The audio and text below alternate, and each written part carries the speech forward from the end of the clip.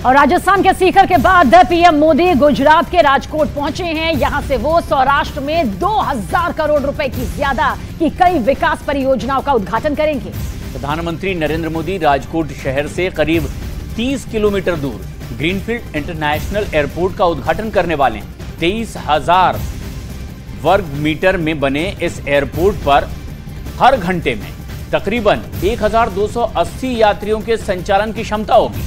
तो सोचे कितनी बड़ी सौगात यहां पर प्रधानमंत्री नरेंद्र मोदी के जरिए दी जाने वाली है। राजकोट एयरपोर्ट की यह खासियत भी इस वक्त आपके सामने है। पीएम मोदी का ये गुजरात दौरा, और आप समझिए ये एक ऐसी सौगात है जो सफर को न सिर्फ आसान कर देगी बल्कि हाई टेक्निक से ये लैस होगी। 1400 करोड़ रुपए से ज्यादा रेन वाटर हार्वेस्टिंग की व्यवस्था इसमें की गई है। सोलर पैनल लगाए गए हैं। कुछ ऐसी व्यवस्थाएं जो इस एयरपोर्ट को बाकी एयरपोर्ट से कुछ अनूठा बनाती है। खास बात यह भी है, ग्रीन बेल्ट की सुविधा यहां पर होगी। और ये हिंदुस्तान की वो जमीनी ताकत है जो इस वक्त आप तस्वीर के जरिए देख भी रहे हैं। ये खासियत ही नहीं है बल्कि ये बताती है कि किस तरह से हिंदुस्तान अपना विकास लगातार कर रहा है। एक दूसरे को जोड़ने की कवायद के साथ साथ ये हिंदुस्तान की उन खासियतों में भी शुमार है जो लगातार रिकॉर्ड भी तोड़ रही है।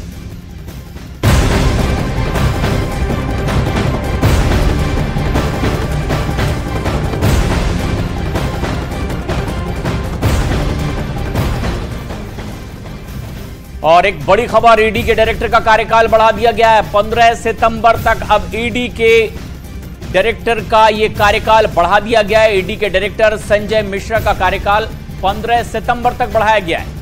तो ये बड़ी अपडेट आप तक पहुंचा रहे हैं। ईडी के डायरेक्टर के कार्यकाल को लेकर जो सस्पेंस बरकरार था वो खत्म हो चुका है। 15 सितंबर तक अभी उनकी ये जिम्मेदारी ईडी के डायरेक्टर के तौर पर रहेगी, यानी कि इस कार्यकाल की तारीख को 15 सितंबर तक के लिए आगे कर दिया गया है। और सुप्रीम कोर्ट ने कार्यकाल बढ़ाया है। दरअसल इस मुद्दे को सुप्रीम कोर्ट तक पहुंचा दिया गया और अब आखिरकार ईडी के डायरेक्टर का कार्यकाल बढ़ाने का फैसला, और 15 सितंबर तक अब ईडी के डायरेक्टर का कार्यकाल बढ़ा दिया गया। इसको सुप्रीम कोर्ट से मंजूरी मिल गई है। विक्रांत यादव हमारे सहयोगी इस वक्त हमसे सीधे जुड़ रहे हैं। विक्रांत, आखिरकार अब ये कोर्ट का आदेश और उसके बाद बड़ा फैसला।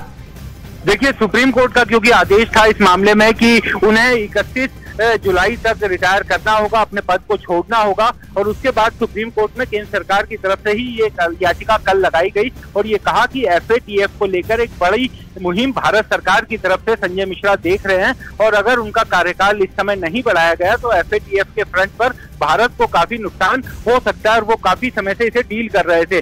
भारत सरकार की रिक्वेस्ट पर अब सुप्रीम कोर्ट ने अपने पूर्व के आदेश में थोड़ा बदलाव किया है और 31 जुलाई तक उन्हें पद छोड़ने को जो कहा गया था, अब ये कहा है कि वो 15 सितंबर तक अपने पद पर रह सकते हैं। लेकिन कोर्ट ने साफ कर दिया है कि 15 सितंबर के बाद आगे नहीं बढ़ाया जाएगा। और एक तरह से भारत सरकार, क्योंकि वो चाहती थी कि एफएटीएफ की जो महत्वपूर्ण मीटिंग है उसमें लेकर के भारत का जो रुख है वो ईडी डायरेक्टर होने के नाते संजय मिश्रा बेहतर तौर पर जानते हैं, और उनको इस समय हटाए जाने से, उनको बदलने से, किसी दूसरे व्यक्ति को इस पद पर लाने से उसमें नुकसान हो सकता है।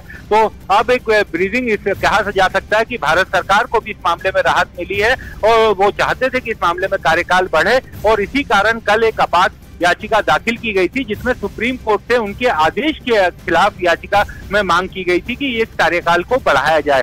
31 जुलाई तक उनका कार्यकाल था, अब उसे बढ़ाकर 15 सितंबर तक कर दिया गया है।